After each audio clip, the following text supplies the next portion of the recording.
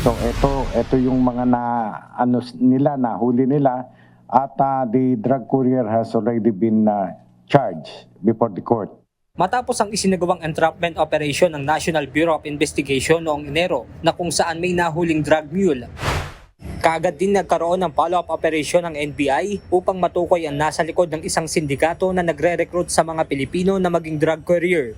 Ayon kay NBI Director Jaime Santiago, nitong February 4, 2 Pilipina ang kanilang nasagip sa Malaysia na na-recruit umano ng African Drug Trafficking Syndicate.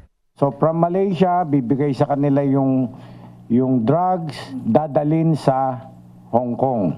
All expenses paid, $5,000 kung matutuloy ang trabaho. That's equivalent to 1 year salary of a Filipino employee earning a minimum wage. So you add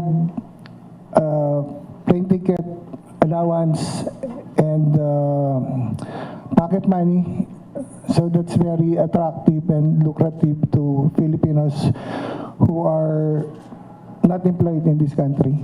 Sa pakikipagtulungan ng NBI sa International Intelligence Division, Drug Enforcement Administration o DEA at Malaysian Law Enforcement Authorities, nahuli ng mga ito ang isang babaeng African national na drug mule na may dalang 2.3 kilograms ng cocaine.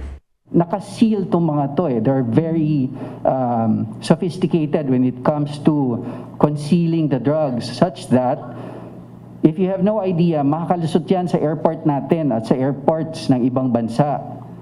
So, na-perfect na nila yung pagpapackage ng drugs na nagiging successful sila pagdating sa pagpapadala ng drugs all over Southeast Asia.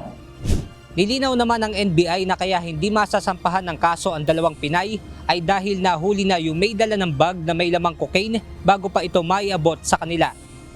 The arrest was made before that courier could meet the 2 Filipinas.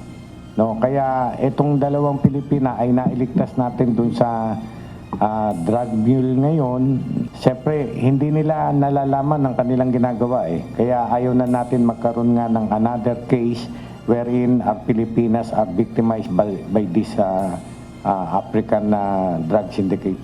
February 5 na makabalik sa bansa ang 2 Pilipina na ngayon ay sumasailalim ng counseling ng NBI. Patuloy namang iniimbestigahan ng NBI ang Filipino recruiter na kasabwat ng naturang sindikato. Benedict Samson, UNTV News and Rescue. Diyos ang aming sandigan, serbisyo publiko ang aming pinahahalagahan.